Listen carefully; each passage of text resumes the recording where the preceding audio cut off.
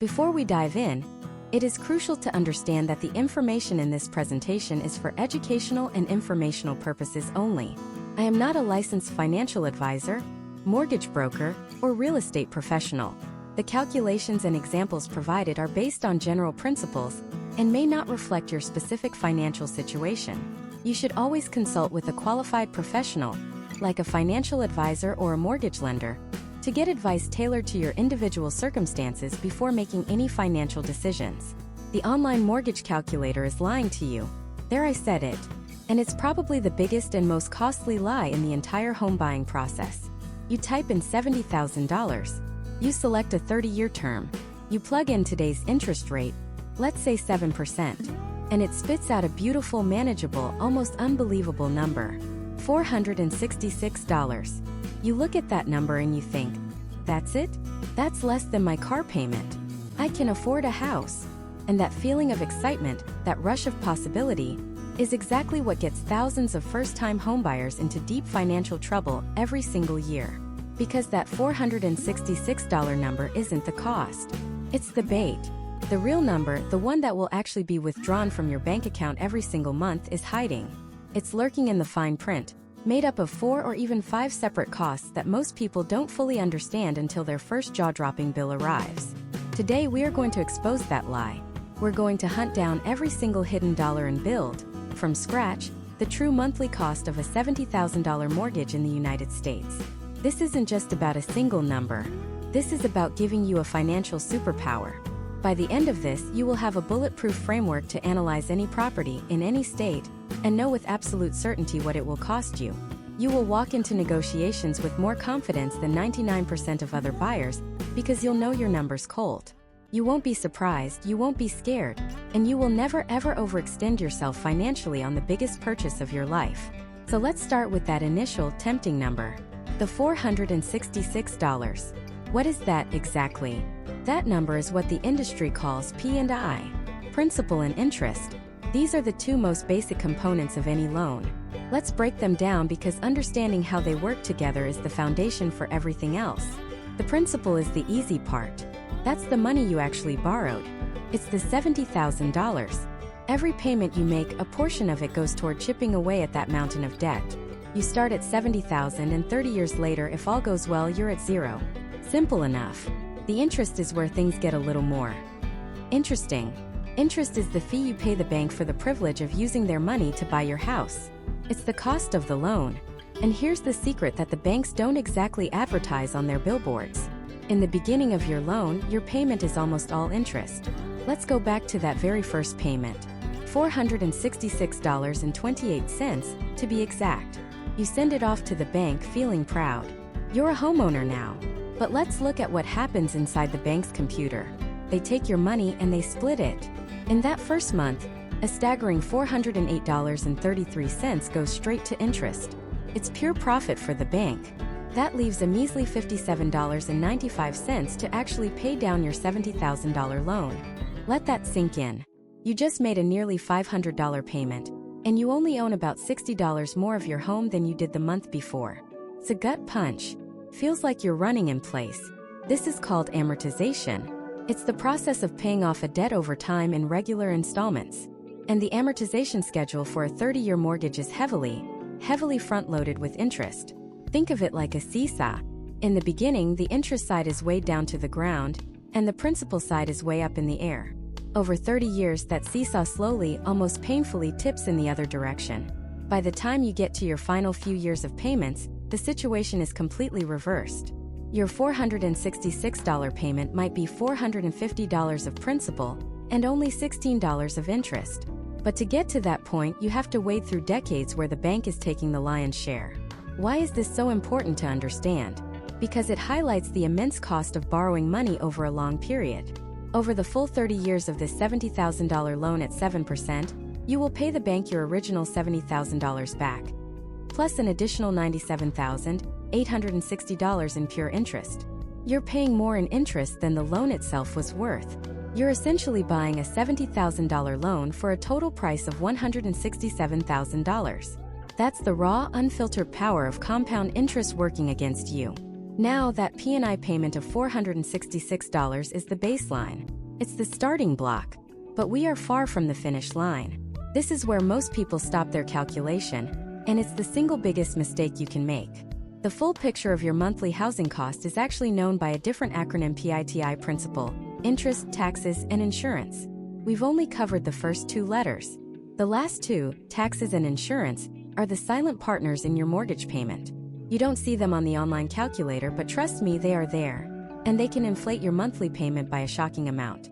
These two components are often collected by your mortgage lender every single month, right along with your principal and interest. They put the money into a special savings account called an escrow account.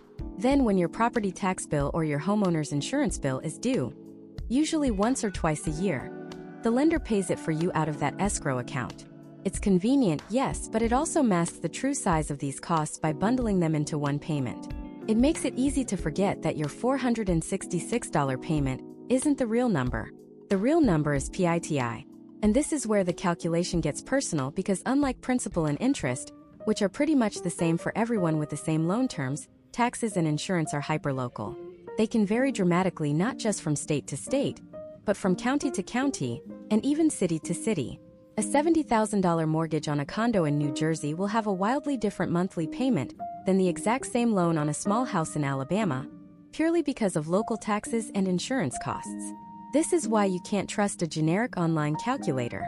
It doesn't know if you're buying in a high-tax suburb of Chicago or a low-tax rural town in Tennessee. So, our mission now is to become financial detectives. We have our baseline P&I of $466. Now we need to figure out the T and the I.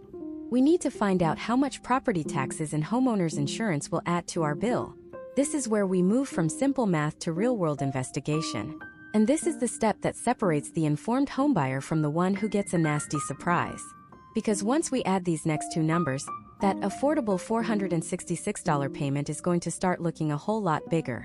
Prepare yourself, because the number is about to jump significantly. Let's first tackle the single most confusing and frustrating hidden cost for new homeowners: property taxes. Think of property taxes as your mandatory subscription fee for living in a civilized society. You don't get to opt out. You don't get a family plan. You simply pay for the invisible infrastructure that makes your life possible. It's the money that pays the salaries for the public school teachers your kids might have. It's what puts gas in the police cars that patrol your neighborhood and the fire trucks that, hopefully, you'll never need. It's the fund that paves the roads, maintains the local parks, and keeps the library doors open. It's the lifeblood of your local community, and as a property owner, you are now a primary shareholder. But here's why it drives people crazy. It feels completely arbitrary. The amount you pay has almost nothing to do with how much you use these services. And it's calculated using a bizarre formula of guesswork and local politics that can feel totally opaque. So let's pull back the curtain. The calculation boils down to two key numbers: your home's assessed value and your local tax rate, often called a mill rate. First, the assessed value. This is not necessarily what you paid for the house. It's not the Zillow's estimate. It is a specific valuation placed on your property by a government official called a tax assessor. Their job is to determine how much your property is worth for the purpose of taxation. In some areas, the assessed value is meant to be the same as the market value. In other places, it might be a set percentage, like 80 or 90% of the market value. For our example, let's keep things simple. We have a $70,000 mortgage. Let's imagine you bought the house for $85,000, putting $15,000 down. The tax assessor is likely going to base their number on that $85,000 sale price. So for now, we'll use $85,000 as our assessed value. Now for the second and much more confusing part, the tax rate. You'll hear terms like millage rate or mill levy. It sounds complicated, but the concept is simple. 1 mill is 1/1,000th of a dollar. It's 1/10 of a single penny. So, a tax rate of say 25 mils means you pay $25 for every $1,000 of your home's assessed value. If your head is already spinning, forget all of that. Here's the easy way to think about it. Most tax rates are ultimately expressed as a percentage. The average effective property tax rate in the United States hovers around 1%.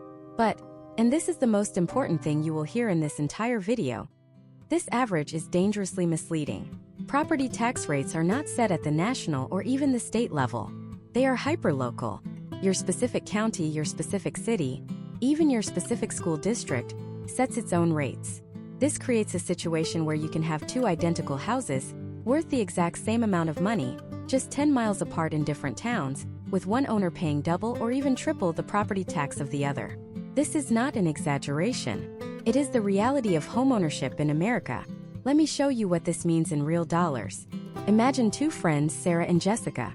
Both just bought a small property valued at $85,000. Sarah bought hers in Alabama, which has one of the lowest average property tax rates in the country, around 0.4%. Jessica, on the other hand, bought her property in New Jersey, which has the highest average rate in the nation at over 2.2%. They have the same priced home. They might even have the same mortgage payment for principal and interest, but their housing costs are about to go in wildly different directions. Let's do the math, starting with a national average to give us a baseline for our $70,000 mortgage example. The national average effective property tax rate is about 1.1%. So we take our home's assessed value of $85,000 and multiply it by 1.1%. That gives us an annual tax bill of $935. To find the monthly cost, we divide that by 12. That comes out to $77.91 per month. So let's add that to our running total. We had our principal and interest payment of $466. Now we add $78 for our average property tax. Our new monthly total is $544. But what if you don't live in an average place? What if you're Jessica in New Jersey? Her property, also valued at $85,000, is subject to a much higher rate. Let's use the state average of 2.2%. $85,000 times 2.2% is $1,870 per year. Divide that by 12, and Jessica's monthly property tax bill is $155.83. That's more than double the national average. Her total payment is now over $621. Now let's look at Sarah in Alabama. Her $85,000 property is taxed at a rate of just 0.4%. That's an annual bill of only $340. Divide that by 12, and her monthly tax cost is a mere $28.33. Her total payment is under $500. Look at that difference. Jessica is paying over $127 more every single month for the exact same price property, simply because of her zip code. That's over $1,500 a year. This is why when you're house hunting, you cannot just look at the sale price. You must look at the property tax history for that specific address. It is a massive part of your future cost. So how do you actually pay this? Most people don't just get a bill from the county and write a giant check. If you have a mortgage, your lender will almost certainly require you to have something called an escrow account. Think of escrow as a forced savings account for your housing expenses, managed by your bank. Here's how it works. The bank estimates what your total property tax bill will be for the entire year.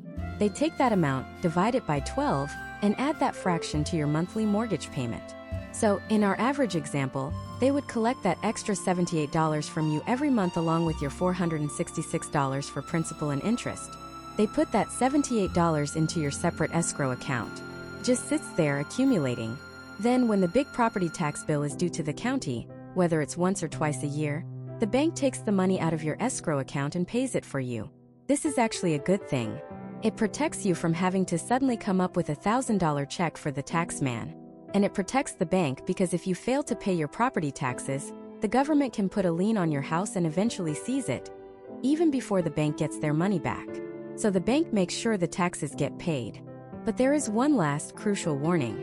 Your property taxes are not set in stone. They will change. The county can reassess your home's value in a few years, and if property values in your area have gone up, your assessed value will go up, and so will your tax bill. Your town can vote to increase the tax rate to build a new high school or hire more firefighters. Your payment can and likely will increase over time. When that happens, your lender will do what's called an escrow analysis. They'll realize they haven't been collecting enough from you each month to cover the new, higher tax bill. They will then adjust your monthly payment upwards to make up for the shortfall. It's a nasty surprise that hits homeowners all the time. So let's recap where we are. We started with a bare-bones principal and interest payment of $466. Now we've added the national average for property taxes, bringing our much more realistic monthly total to $544. And we've learned that this number could easily be $50 higher or lower depending on where you live. We've gone from a simple loan payment to a true housing cost. But we're not done. We've only accounted for the P, I, and T in your payment. There's still one more letter, another non-negotiable cost that your lender will force you to pay. And it protects you from the one thing that can wipe out your investment in a single afternoon: disaster. It's time to talk about homeowners insurance. It's the shield for your single biggest asset. Lenders don't see it as an option. They see it as a mandate. Because if a fire tears through your kitchen, or a tornado rips off your roof, your first thought might be devastation. Your lender's first thought? How are we going to get our $70,000 back from a pile of rubble? That's the cold, hard truth. Your homeowner's insurance policy isn't just for you. It's a guarantee for the bank that their collateral, your house, can be repaired or rebuilt. They've given you a massive loan, and they need to know their investment is safe from catastrophe. So they require you to have a policy in place from the day you close until the day you make your final mortgage payment. But what does it actually do? Think of it in three main parts. First, and most obviously, is dwelling coverage. This is the big one. It covers the physical structure of your house, the walls, the roof, the foundation. If that tornado hits, this is the part of the policy that pays to rebuild your home. Second is personal property coverage. Look around your room right now. Your couch, your TV, your clothes, your laptop. All of it. If a fire destroys your home, this coverage helps you replace your belongings. It's the part that helps you get your life back, not just your house. And third, there's liability coverage. This is the one people forget about, but it can be a financial lifesaver. Let's say the mailman slips on your icy front steps and breaks his leg. Or your dog, as friendly as he is, decides to bite a neighbor. Liability coverage helps pay for their medical bills and any legal costs if you get sued. It protects you from accidents that happen on your property, saving you from potentially hundreds of thousands of dollars in lawsuits. So we have this mandatory three-part shield. The next logical question is, how much does this shield cost? And this right here is where the simple math of a mortgage payment gets incredibly complicated. Unlike principal and interest, which are based on a fixed loan amount and interest rate, insurance is a wild card. The cost of insuring an $87,500 house in one part of the country can be 5, even 10 times more expensive than insuring the exact same house somewhere else. Let's break down what the insurance companies are looking at when they give you a quote. The number one factor: location. Location, location, location. Are you in Kansas, the heart of Tornado Alley? Your rates will reflect that risk. Are you in coastal Florida or Louisiana, with the constant threat of hurricanes? Your premiums are going to be significantly higher. Are you in California with risks of both wildfires and earthquakes? That's a double whammy. Conversely, if you're in a state like Idaho or Wisconsin, with relatively few large-scale natural disasters, you'll likely enjoy some of the lowest rates in the country. But it's not just the state.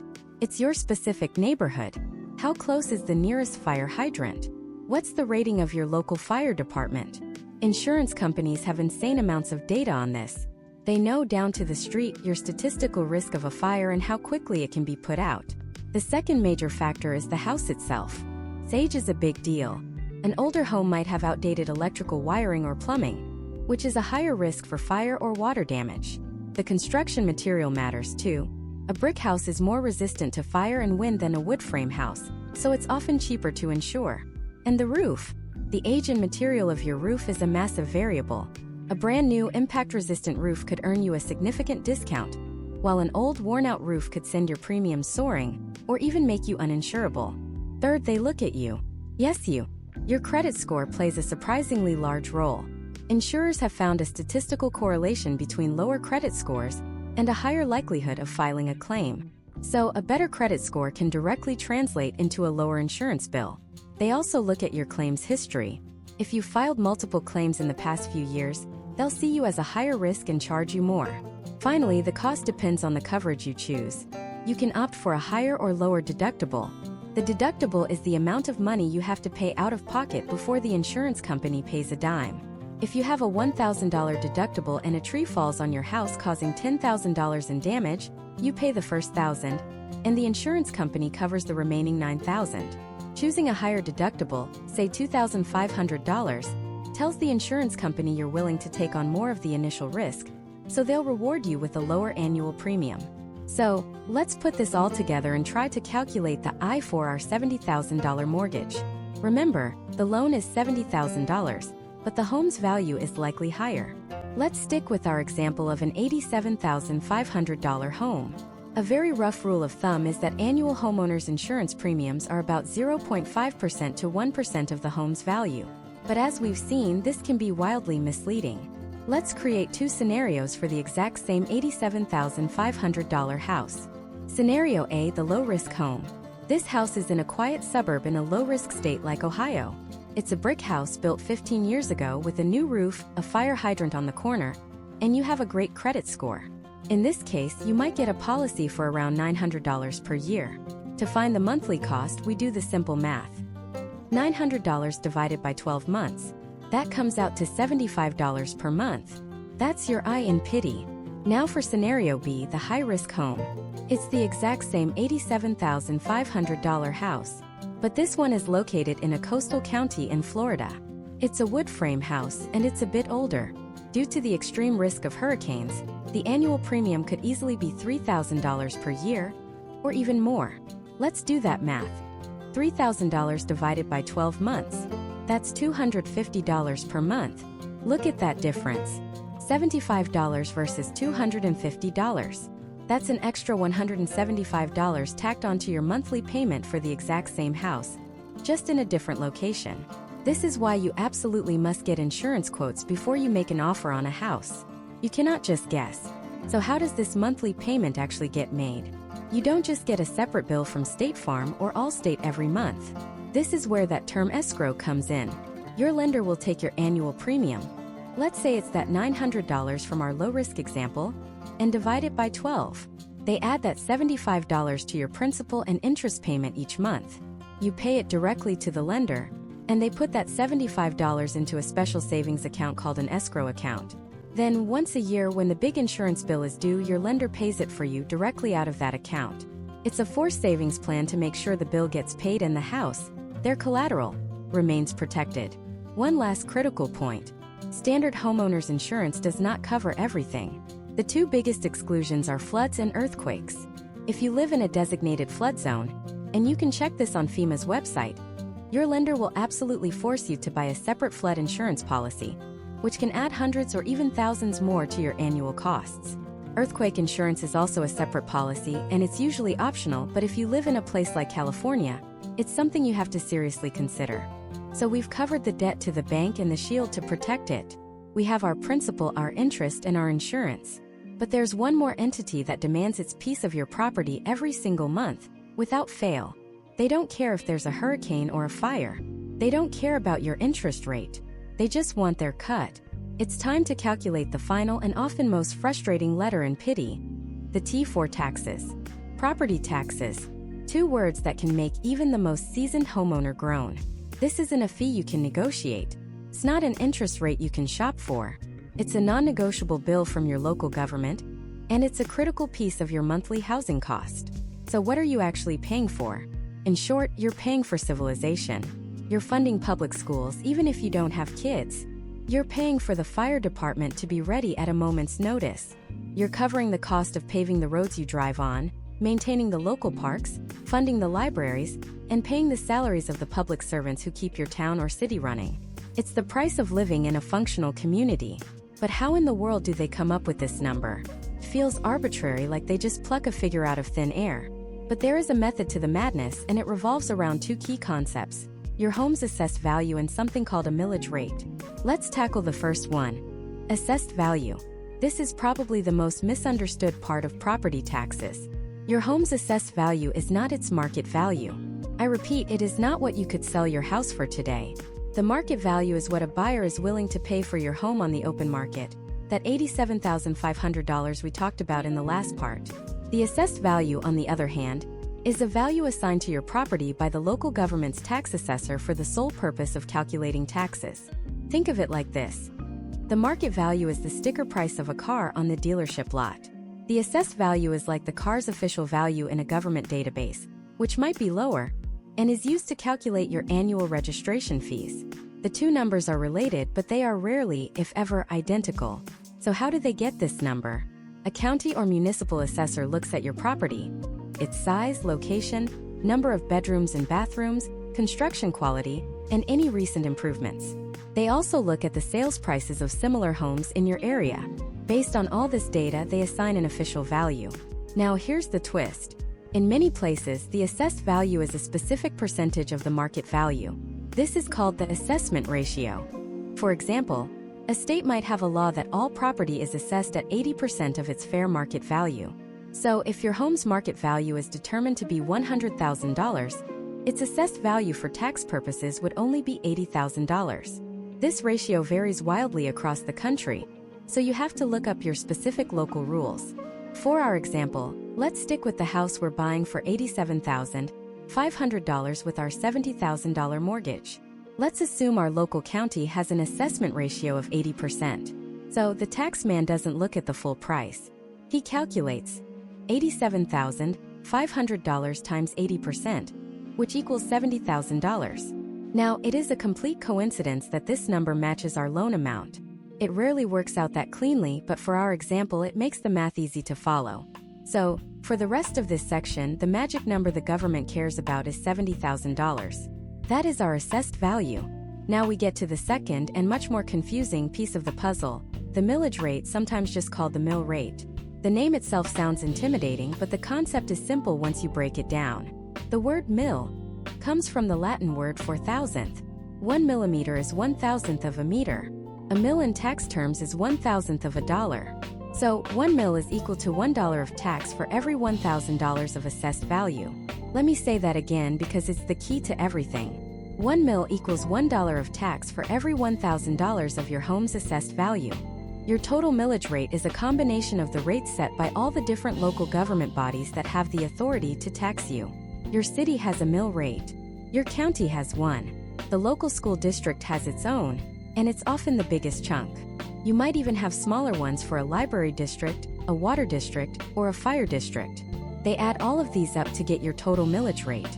So, you might see a tax bill where the county rate is 8 mills, the city rate is 10 mills, and the school district rate is a whopping 25 mills.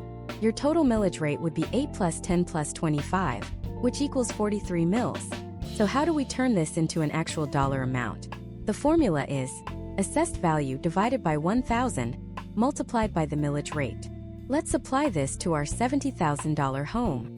Remember, our assessed value was also $70,000. Let's assume the combined millage rate in our fictional town is 15 mills. That's a relatively low and realistic number for many parts of the country. Here's the math step by step. First, take the assessed value, $70,000. Second, divide it by 1,000. 70,000 divided by 1,000 equals 70. This number, 70, represents how many $1,000 units are in our home's value. Third, multiply that result by the millage rate. Our millage rate is 15, so 70 times 15 equals 1,050. That's it, $1,050. That is your total property tax bill for the entire year. Now, your lender isn't going to ask you to pay that all at once. They want to make sure the government gets paid, so there's no risk of a tax lien on the property. So what do? They divide that annual tax bill by 12 and add it to your monthly mortgage payment.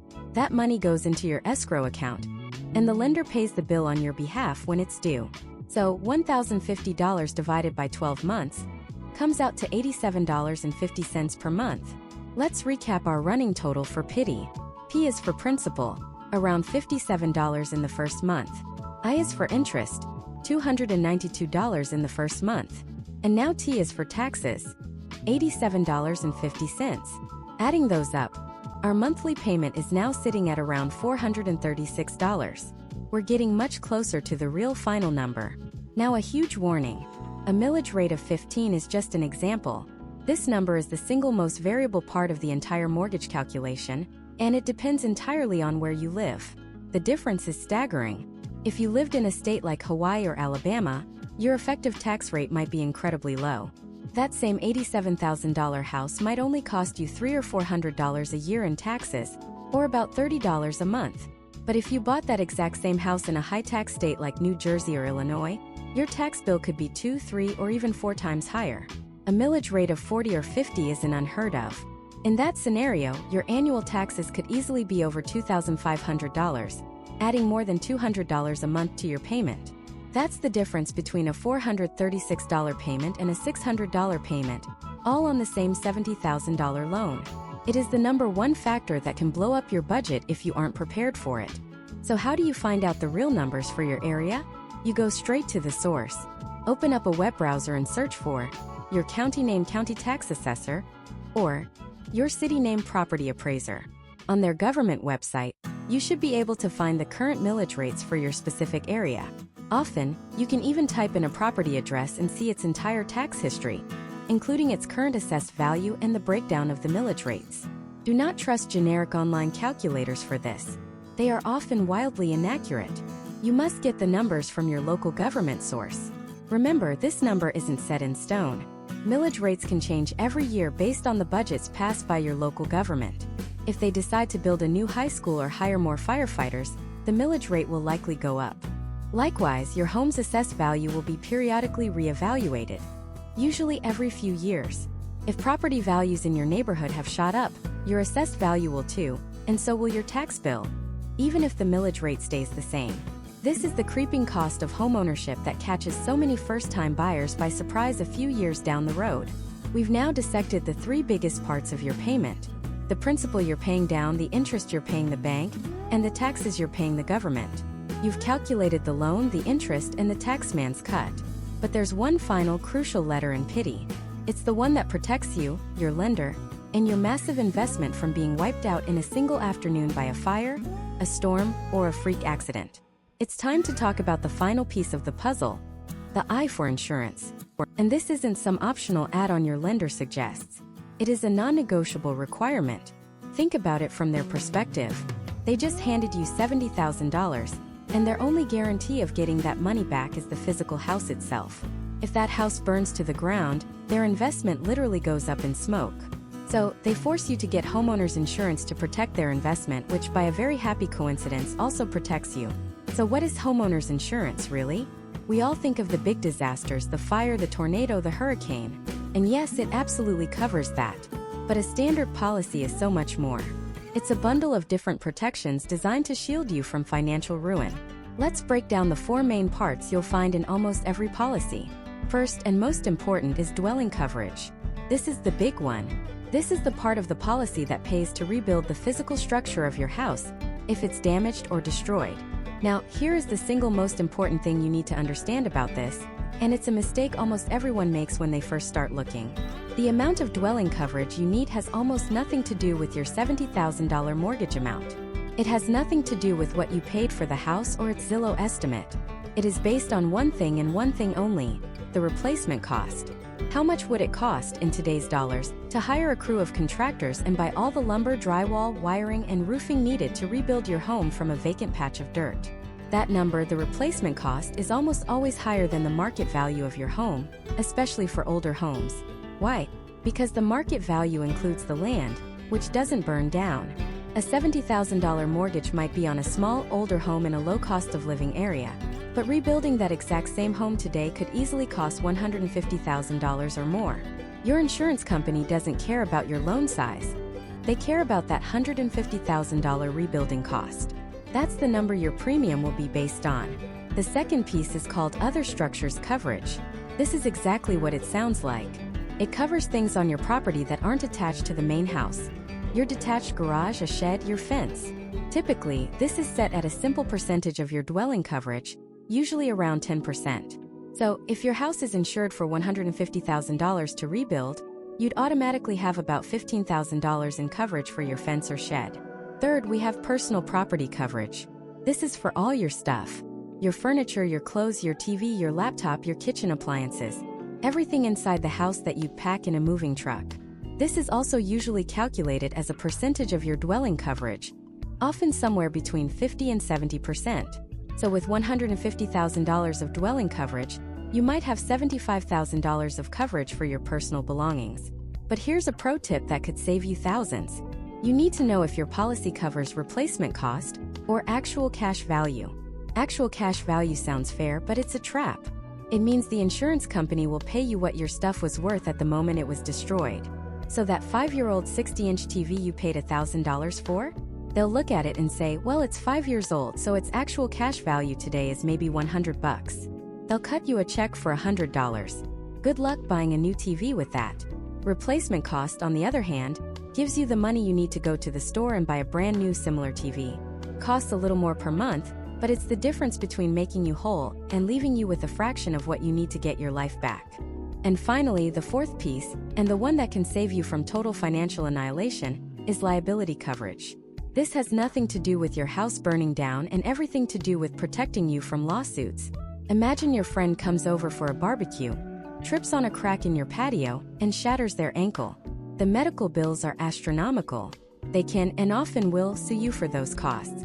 Or what if your dog gets out and bites the neighbor's kid? Or what if a dead tree branch from your yard falls and crushes your neighbor's new car? That's all on you. Liability insurance is what pays for the legal fees and the settlement, up to your policy limit, which is typically between $100,000 and $300,000. Without this, one single accident on your property could cost you not just your home, but every penny you have to your name. So, now that we know what it is, how is the monthly cost actually calculated? Why is your premium different from your cousins in another state? It boils down to a professional assessment of risk. Insurance companies are basically professional gamblers, and they are betting on how likely it is they'll have to pay out a claim on your house. The biggest factor by far is location. A home in Kansas's Tornado Alley or on the coast of Florida where hurricanes are a yearly threat is a much riskier bet than a home in, say, Utah.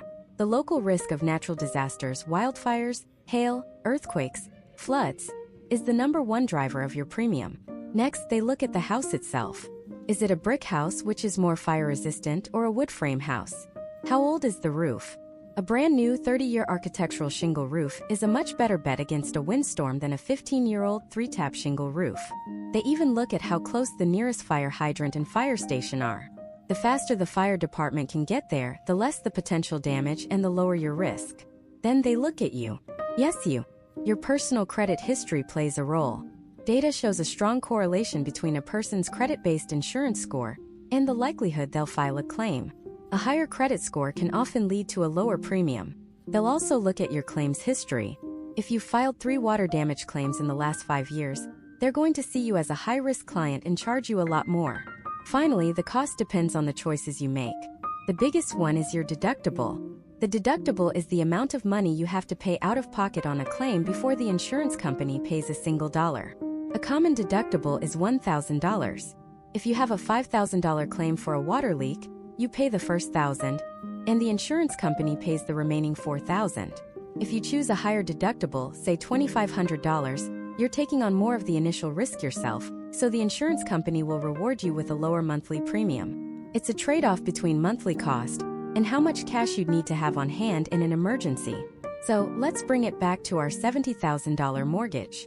What's a realistic monthly insurance cost? As we've seen, it's all over the map. But we can create a realistic scenario.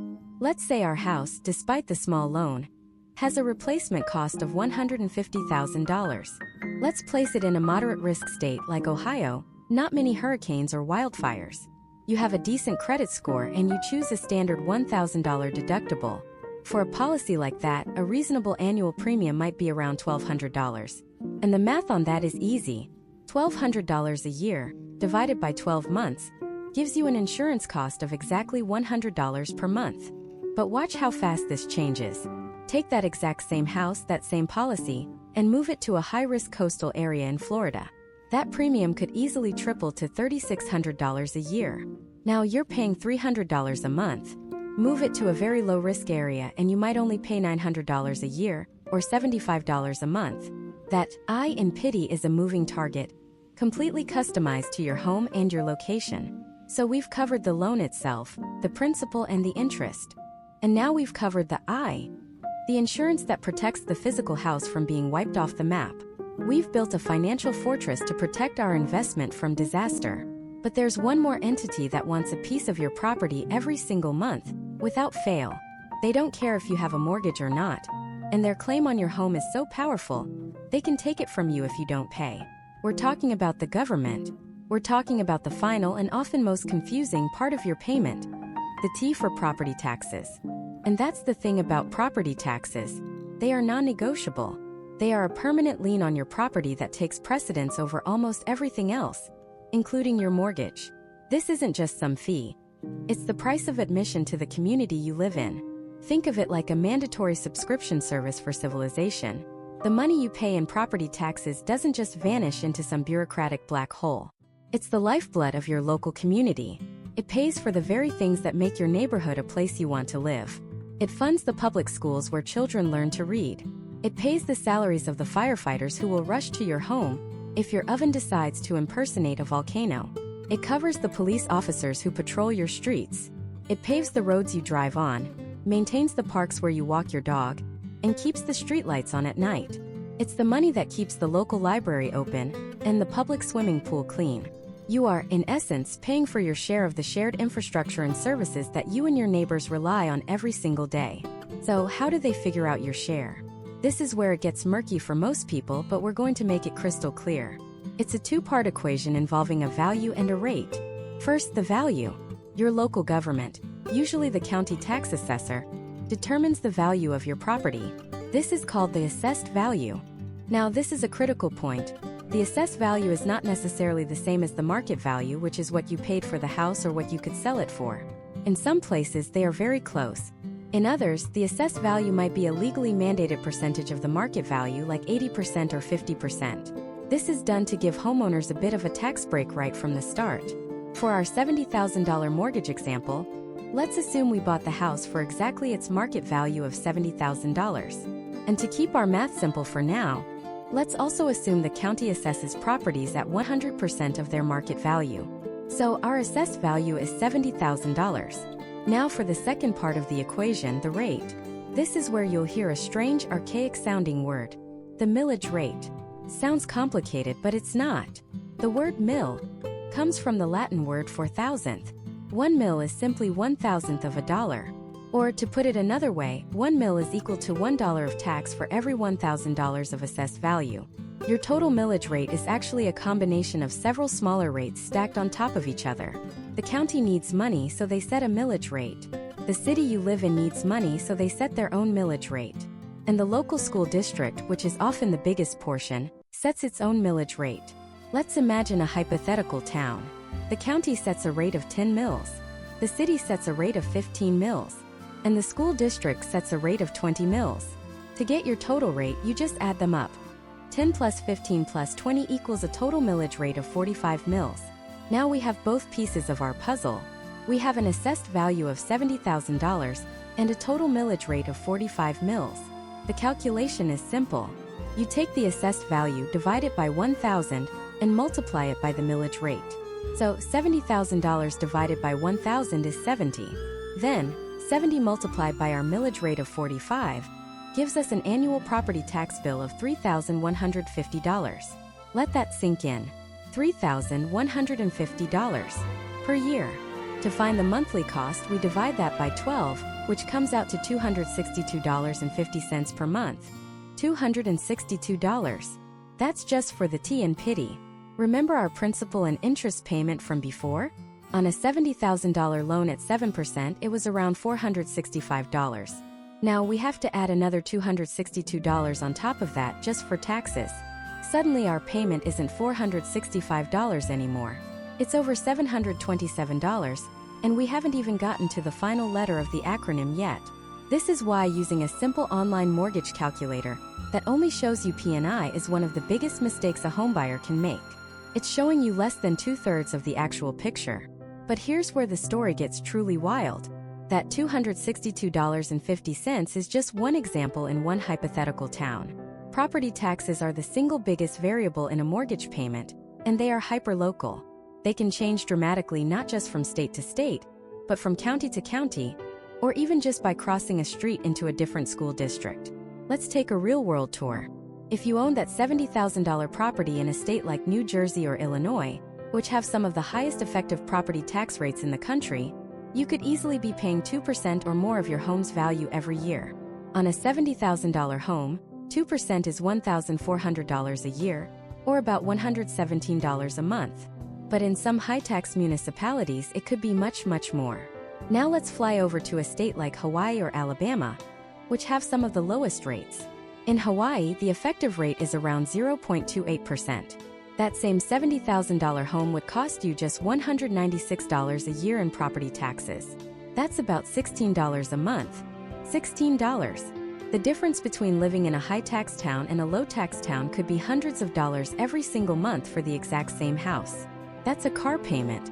That's your grocery bill. It's a massive factor in your overall cost of living. So, is there anything you can do about it? Are you just at the mercy of the tax assessor? Absolutely not. This is where you can save yourself a fortune. Most states offer what are called exemptions, and the biggest one is the homestead exemption. The logic is simple. The government wants to encourage people to own the home they live in, rather than just being a landlord.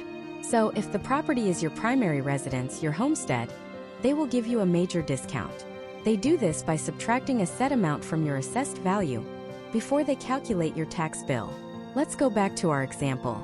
Our assessed value was $70,000. Let's say your state offers a $25,000 homestead exemption. You file a one-time piece of paper with the county and poof, your taxable value is no longer $70,000. It's now $70,000 minus $25,000, which equals $45,000.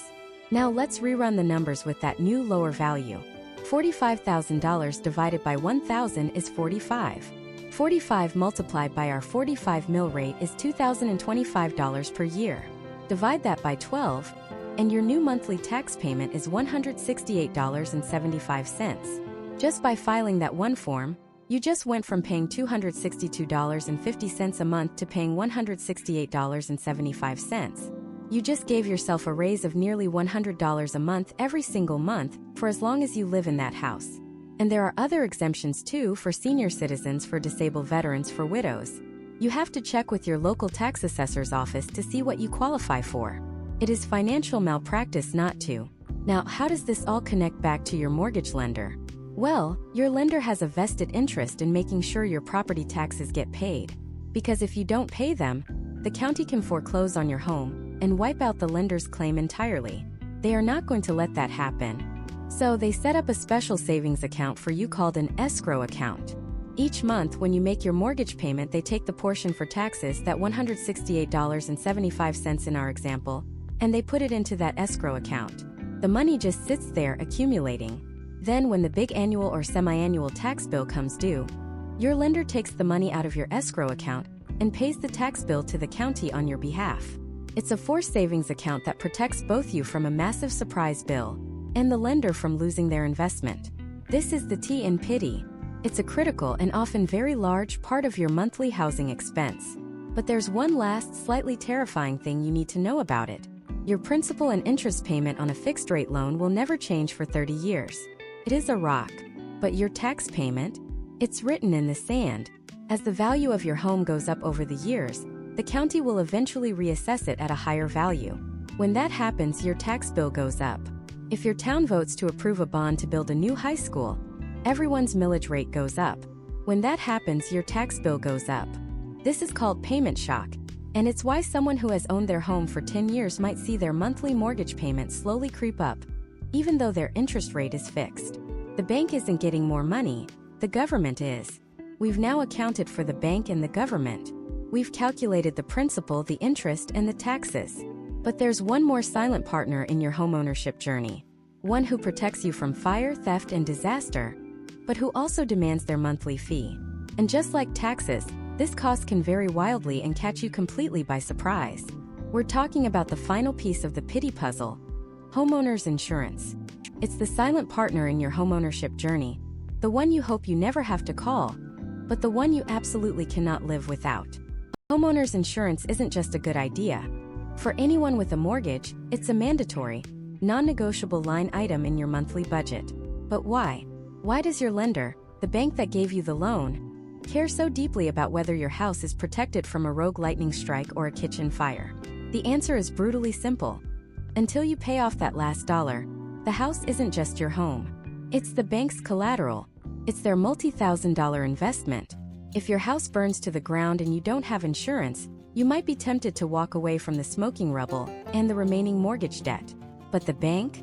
They're left holding a worthless piece of land and a massive financial loss. So they force you to buy an insurance policy. It's their way of ensuring that if the worst happens, their investment can be rebuilt, and their money is protected. You get to keep your home and they get to keep their asset intact. It's a mandatory partnership, and your monthly premium is your contribution. But here's where it gets incredibly complex. The cost of this insurance isn't a simple, flat fee. It's a deeply personal calculation, a unique price tag based on one single question. How risky are you? The insurance company is a professional risk assessor, and they will scrutinize every single detail about your property and in some cases about you to come up with your magic number. First and most importantly is the one factor you can't change: location. Where your house sits on a map can swing your insurance premium by hundreds, even thousands of dollars a year. Think about it. A quaint home in a quiet, landlocked town in Ohio faces a very different set of threats than an identical home on the coast of Florida. One has to worry about the occasional thunderstorm. The other has to brace for Category 4 hurricanes that can peel a roof off like a tin can lid. Insurance companies have a name for these high-risk areas. They call them catastrophe zones. If your dream home is in Florida, Louisiana, or Texas, you're on Hurricane Highway. If you're in Oklahoma or Kansas, you're in Tornado Alley. If you're in California, you're contending with the dual threats of earthquakes and ever-present wildfires. Living in one of these zones means your baseline insurance costs will be significantly higher, because the risk of a total loss is baked into your zip code. But it's not just about massive natural disasters. Insurers zoom in even closer. They look at your neighborhood's crime statistics. Higher rates of theft and vandalism mean a higher chance of a claim, which means a higher premium for you. They even look at your specific street. How far is your house from the nearest fire hydrant? How far is it from a fire station? If a fire truck can get to your house in 3 minutes instead of 10, that could be the difference between a small kitchen fire and a total burnout. That proximity, that life-saving detail, translates directly into a lower insurance premium. Next, they put the house itself under a microscope. The age of the home is a huge factor. An 80-year-old house with original knob and tube wiring and ancient plumbing is a fire or a water damage claim just waiting to happen compared to a brand new build with modern circuit breakers and PVC pipes. The materials matter too. A brick or masonry home is more resistant to fire and wind than a wood frame house, and your premium will reflect that. They'll also be obsessed with the condition of your roof. To an insurer, an old curling 20-year-old roof is a giant welcome mat for water damage and wind destruction. A brand new architectural shingle roof, on the other hand, is a sign of security and can often earn you a significant discount. But here is one of the most misunderstood and crucial aspects of homeowners insurance. They are not insuring the market value of your home. They don't care that you bought your house for $70,000. They care about what it would cost to rebuild it from scratch if it were wiped off the map tomorrow. This is called the replacement cost, and it is almost always higher than your purchase price. Think about it. Buying an existing house for $70,000 is one thing, but hiring contractors, paying for today's lumber, copper, and drywall prices, dealing with new building codes, and rebuilding that exact same house from a vacant lot could easily cost $120,000, $150,000, or even more. Your insurance coverage needs to be high enough to cover that replacement cost, not just your mortgage amount, and that's what your premium is based on. Finally, the insurance company looks at you. Your personal profile plays a surprisingly large role. Many states allow insurers to use a credit-based insurance score. It's not the same as your regular credit score, but it's related. Statistically, people with lower credit scores tend to file more claims. It may not seem fair, but it's part of their risk calculation, and a better credit history can lead to a lower insurance bill. They'll also look at your personal claims history. Have you filed 2 water damage claims in the last 3 years? If so, you're going to be seen as a higher risk, and your rates will be higher than for someone who has never filed a claim. And then there's the fun stuff, or what insurers call attractive nuisances. Do you have a swimming pool? A trampoline? A big, beautiful treehouse? These are things that are fun for your family, but are magnets for potential injuries and lawsuits from guests or neighbors. That increased liability risk translates to a higher premium. Even your choice of family pet can have an impact. Unfortunately, certain dog breeds that are statistically responsible for more bite incidents can cause your insurance rates to skyrocket, or could even make you ineligible for a policy with some companies. So, with all these variables, what does this mean for our $70,000 mortgage? The range for the I in PITI is absolutely massive. If our $70,000 house is a small, well-maintained brick home in a low-risk state like Wisconsin, far from a fire hydrant but with a great fire department, Your homeowner's insurance might be as low as $600 a year, or just $50 a month.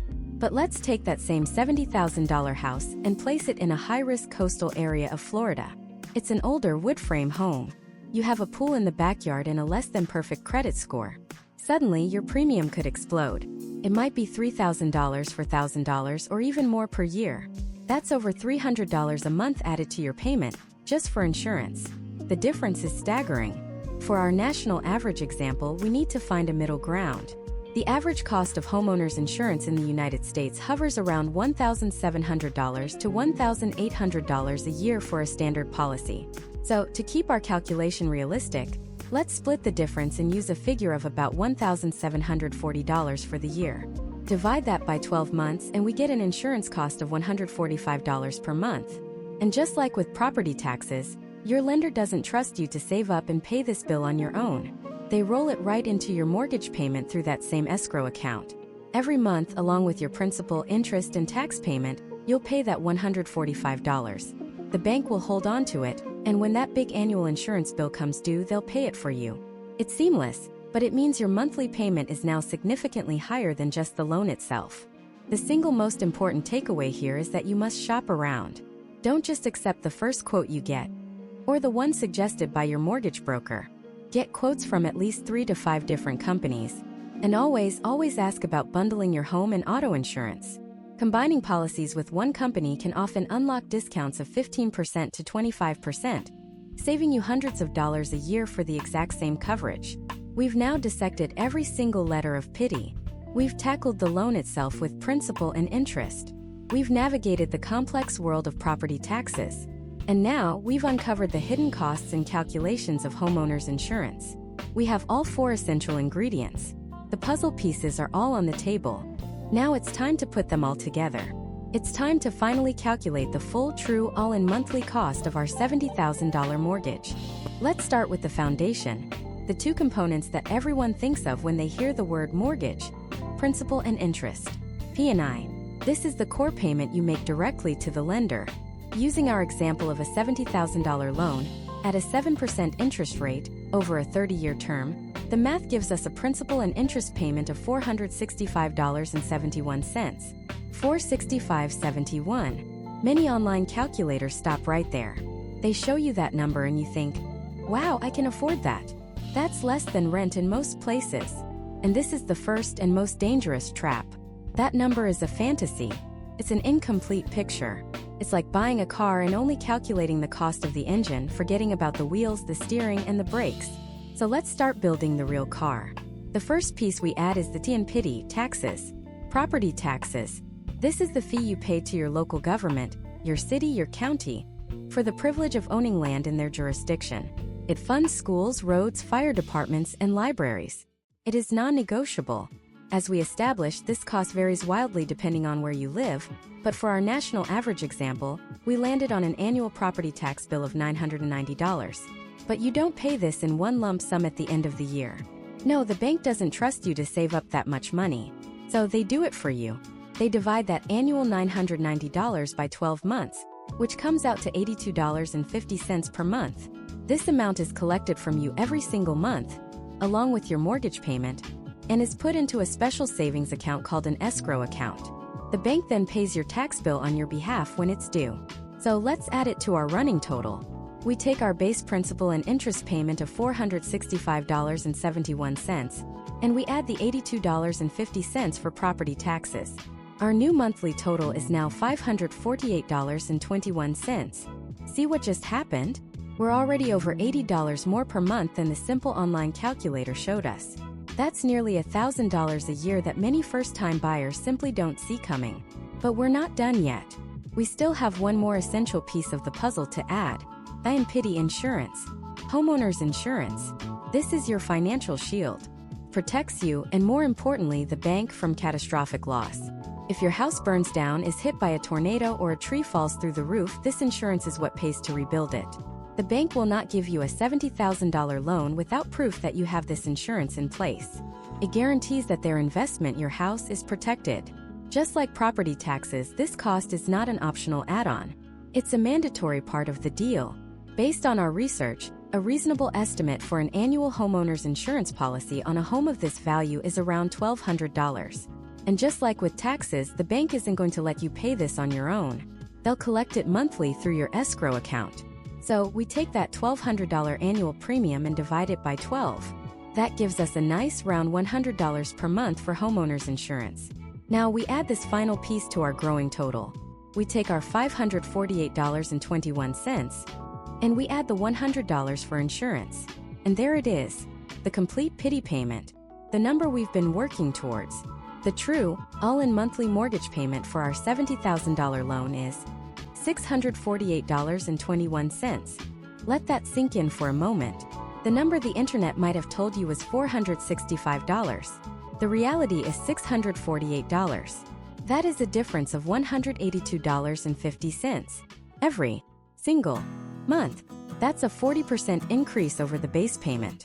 That's the cost of a car payment, a full load of groceries, or your monthly utility bills. This is the gap between a comfortable budget and a financial nightmare. And it's a gap that swallows millions of unprepared buyers whole. So we're done, right? We've calculated PITI. That's the final number. $648.21. Except for a huge number of Americans, especially first-time homebuyers, it's not. There's a fifth letter, a hidden component that often gets left out of the conversation until it's too late. That letter is M, and it stands for mortgage insurance. Specifically, private mortgage insurance or PMI. What is PMI? It's another insurance policy, but this one is not for you.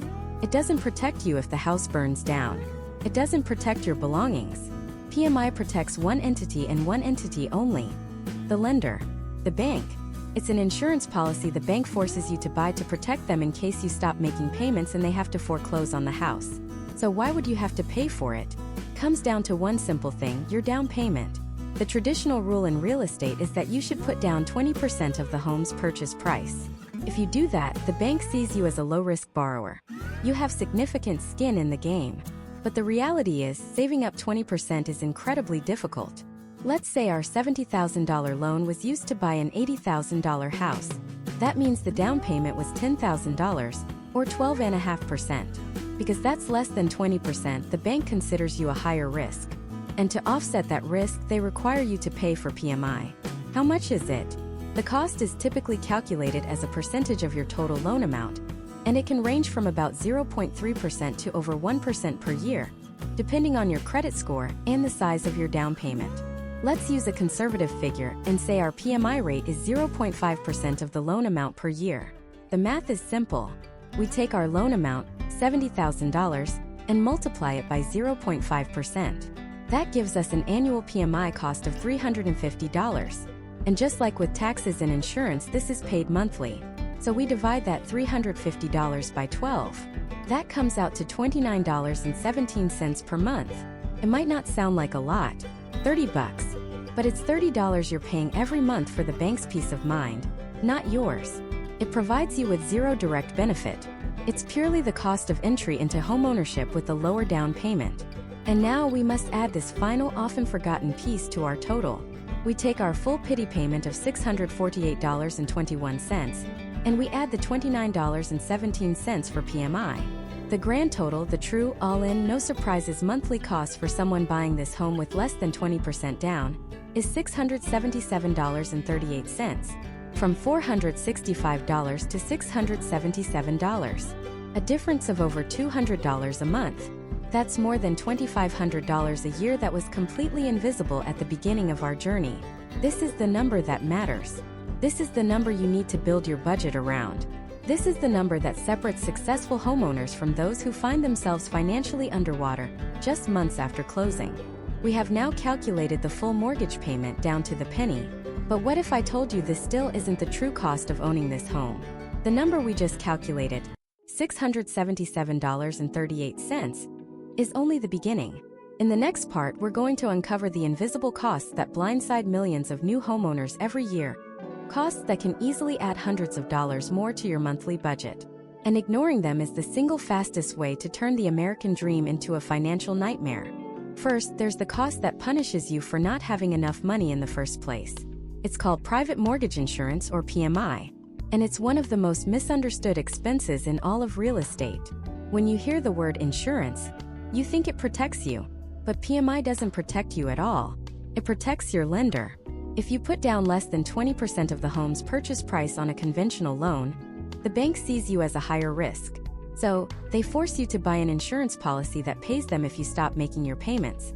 You pay the bill for a policy that offers you zero benefit. How much does this cost you? The premium is typically between 0.5% and 2% of your total loan amount per year. Let's stick with our $70,000 home. If you make a 5% down payment, which is $3,500, your loan amount is $66,500.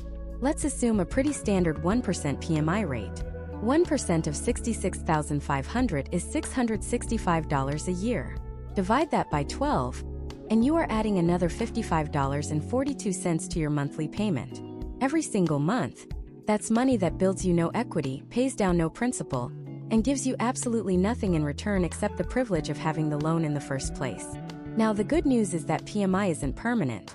Once your loan balance drops to 78% of the original home value, the lender is legally required to cancel it. You can also request to have it removed once you reach 20% equity, but for the first several years of your loan, it's a constant, invisible drain on your budget. Next up is the silent governor of your suburban life, the Homeowners Association, or HOA. If you're looking at a condo, a townhouse, or a home in a planned community, you will almost certainly have to deal with an HOA. These organizations are responsible for maintaining the community's shared spaces, the pool you might use twice a summer, the landscaping in the common areas, the snow removal from the private roads. And for these services, they charge a mandatory monthly fee. These fees are a wild card. In a simple community, they might be $50 or $100 a month, but in a building with a doorman, a fitness center, and other amenities, they can easily soar to $500, $700, or even over $1,000 a month. For a property in the $70,000 range, you might be looking at a condo or a townhome with HOA fees between $150 and $300 per month. Let's be crystal clear. This is not an optional fee. It's not a subscription you can cancel. Your HOA has immense power. If you fall behind on your payments, they can put a lien on your property, and in many states they can foreclose on your home, even if you are perfectly current on your mortgage payments to the bank. So when you're calculating your costs, you have to treat the HOA fee with the same seriousness as your mortgage payment itself. It is a non-negotiable part of your monthly housing expense. But the third invisible cost is the one that truly sinks people. It's the one that turns a dream home into a money pit, month after month. It is the relentless, unending cost of maintenance and repairs. When you rent an apartment and the toilet starts leaking at 2 in the morning, you make a phone call, and someone else deals with it. When you own a home and the toilet starts leaking, you are the someone else. Every single component of your house is on a countdown to failure. The water heater, the furnace, the air conditioner, the roof, the dishwasher. They are all wearing out day by day. You just don't know which one will go first. Financial experts have a simple rule to prepare for this. The 1% rule. You should plan to save, at a minimum, 1% of your home's purchase price every single year for maintenance and repairs. For our $70,000 home, that's $700 a year. That means you need to be putting aside an extra $58 every single month into a dedicated home repair fund. That might not sound like a lot, but let's look at the reality of repair costs. That water heater? The average cost to have a new one installed is over $1,200. Your $58 a month will take 20 months to save up for that single repair. What if your central air conditioning unit dies in the middle of a July heat wave? You're looking at an average replacement cost of over $7,000. A surprise roof leak after a major storm can cost thousands to patch, and a full roof replacement can easily run over $10,000. This isn't about being pessimistic, it's about being realistic. The 1% rule isn't for cosmetic upgrades like new paint or countertops. It's the war chest you build for when the house fights back. It's for the plumber who charges a $200 emergency fee on a Sunday, the electrician you need to fix a faulty breaker, the pest control expert you call when you discover termites. Ignoring this is financial suicide. You are simply borrowing from a future disaster. Finally, there's the jump in basic utilities. As a renter, things like water, sewer, and trash collection are often bundled into your rent. As a homeowner, you pay for everything, and you pay for it directly.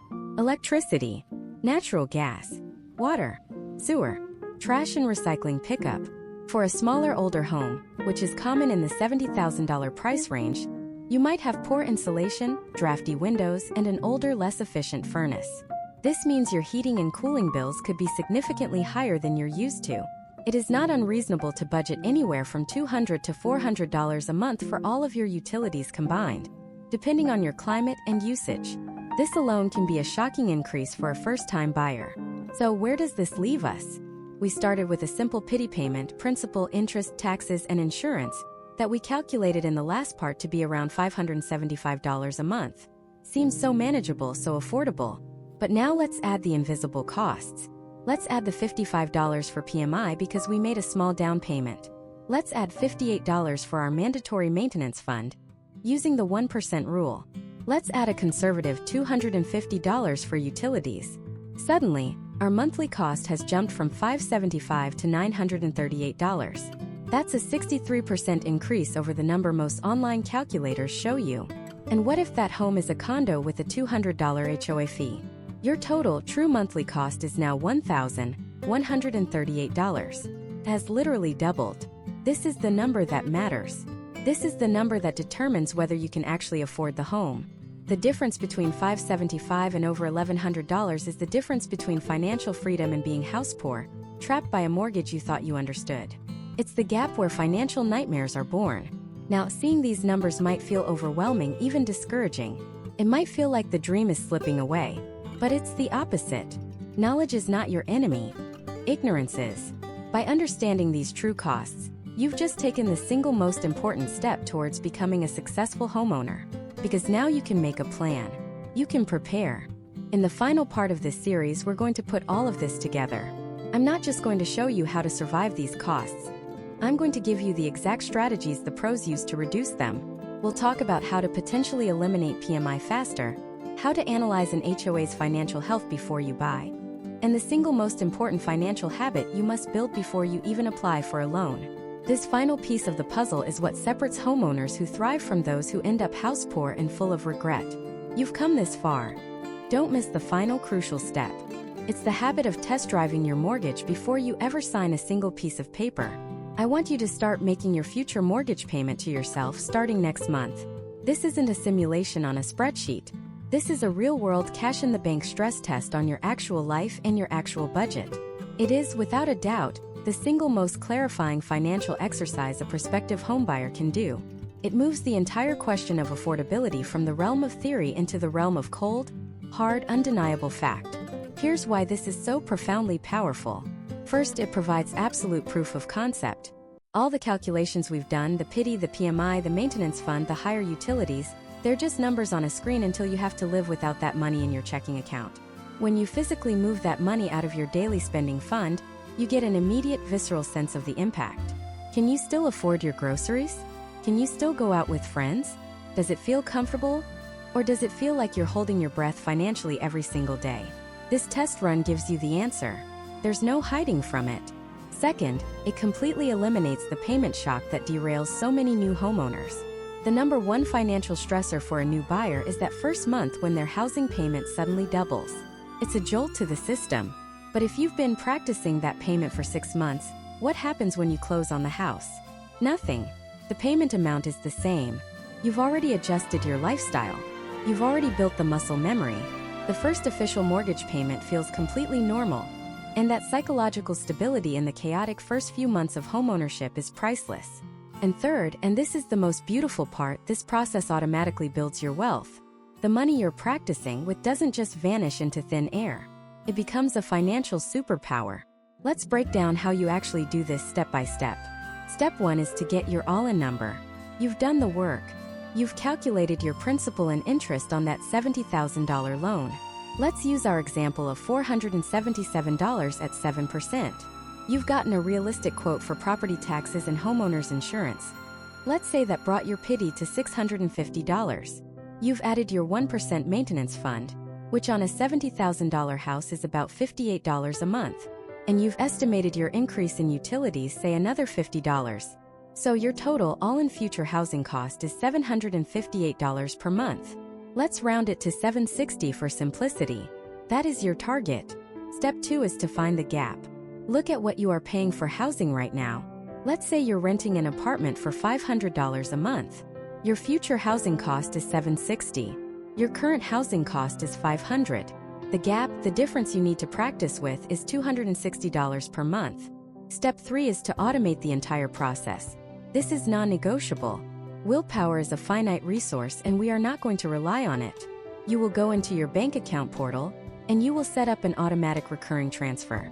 You will transfer $260 from your primary checking account into a separate, high-yield savings account. And you will schedule this transfer to happen the same day your paycheck hits your account.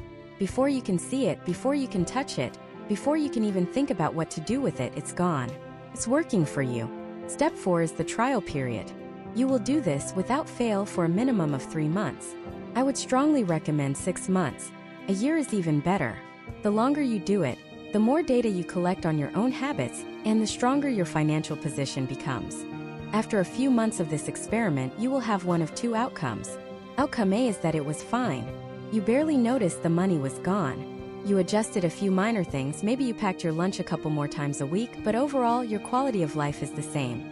You're not stressed, you're not constantly checking your bank balance. And when you look at that separate savings account, you see a beautiful growing pile of cash. This is you, congratulations.